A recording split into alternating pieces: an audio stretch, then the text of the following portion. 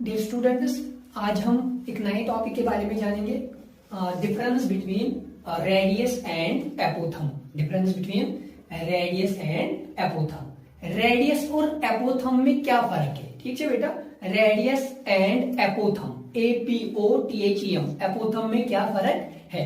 देखो बेटा, अगर हम कोई सा भी सर्कल ड्रा करेंगे, कोई सा भी सर्कल या कोई स्फीयर डाल देंगे, ठीक है बेटा, अगर मैंने यहाँ पे सर्कल डाल दिया, सर्कल का तो ये सेंटर है और सेंटर के बीच में, सेंटर से लेकर डिस्टेंस जो सर्कल तक है उसे हम कहते हैं रेडियस। इसको हम रेडियस कहते हैं, चाहे वो यहां से हो, चाहे वो यहां से हो, चाहे वो यहां से हो, कहीं से भी हो सकता है। यानी कि रेडियस सेंटर के, रेडियस जो डिस्टेंस है वो सेंटर, सर्कल के सेंटर से सर्कल के पॉइंट तक जो डिस्टेंस है उसे हम कहते हैं बेटा रेडियस। क्लियर हो? और अब सर्कल ऐसा ही कुछ है, एक लाइन है जिसे हम कहते हैं बेटा एपोथम। क्या कहते हैं? एपोथम। सर अब ये एपोथम कहाँ होता है? ये एपोथम हम रेगुलर पॉलीगॉन्स में डालते हैं। किसमें बेटा? रेगुलर पॉलीगॉन्स में। ये सर्कल में नहीं होता है, ये रेगुलर पॉलीगॉन्स में होता है। Regular polygons, regular polygon. Sir अब ये रेगुलर पॉलीगॉन्स कौन सी बला है? रेगुलर पॉलीगॉन में 3 पॉलीगॉन्स बेटा। पॉलीगॉन, पहले तो पॉलीगॉन तो हमने बहुत बार पढ़ा हुआ है, बहुत बार पढ़ा हुआ है पॉलीगॉन। पॉलीगॉन क्या होता है बेटा?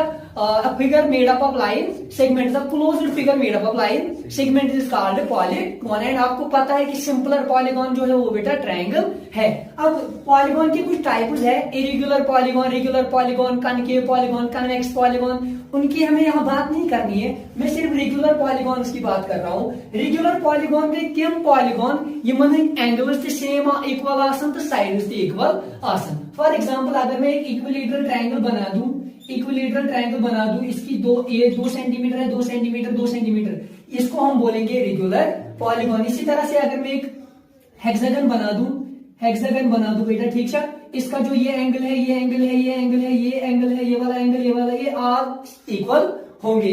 इनके जो ये साइड्स हैं ये भी इक्वल होंगे। उसको कहते हैं हम रेगुलर पॉलीगॉन, उसको कहते हैं बेटा रेगुलर पॉलीगॉन। अब देखो बेटा, ये तो इक्विलेटरल ट्रायंगल की बात है और ये हेक्सागन की बात है, ठीक है बेटा। इनको कहते हैं रेगुलर पॉलीगॉन। रेगुलर पॉलीगॉन को या एंगल ते आसन इक्वल तो साइड ते आसन इक्वल। अब जो ये एपोथम है, ये एपोथम हम इन्हीं रेगुलर पॉलीगॉन्स में डालते हैं। रेडियस किस में डालते हैं बेटा? सर्कल में। वाइलेस एपोथम किन में होता है बेटा?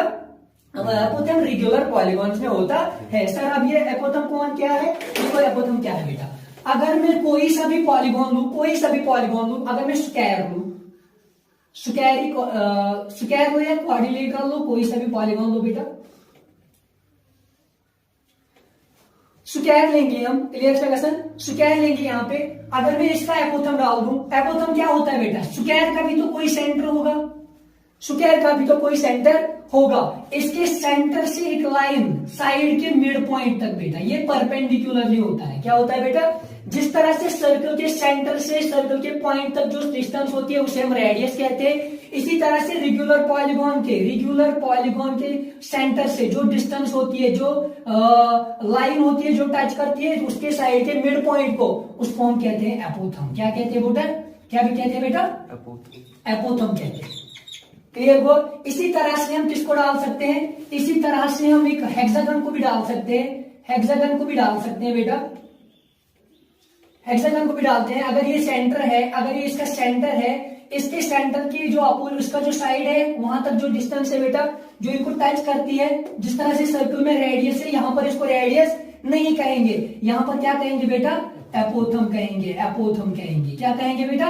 एपोथम। इसी तरह से यही नहीं, यहां से लेकर इसके मिड पॉइंट तक, इसे भी हम क्या कहेंगे बेटा? एपोथम कहेंगे। इसी तरह से यहां से लेकर यहां तक, ये जो मिड पॉइंट है 90 डिग्री भी बनाता है बेटा, परपेंडिकुलर शासन। क्या शासन? परपेंडिकुलर। इसे भी हम कहेंगे एपोथम, इसको भी हम कहेंगे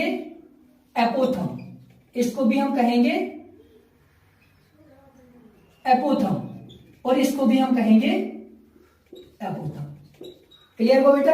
अब किसी भी रेगुलर पॉलीगॉन के सेंटर से जो डिस्टेंस होती है उसके साइड के मिड पॉइंट तक, उसको हम कहते हैं एपोथम। क्लियर हुआ? हाँ, एक बात याद रखिएगा बेटा, एपोथम हम सिर्फ रेगुलर पॉलीगॉन्स में डाल सकते हैं, यानी कि एपोथम सिर्फ रेगुलर पॉलीगॉन्स का होता है। बाकी जो है ना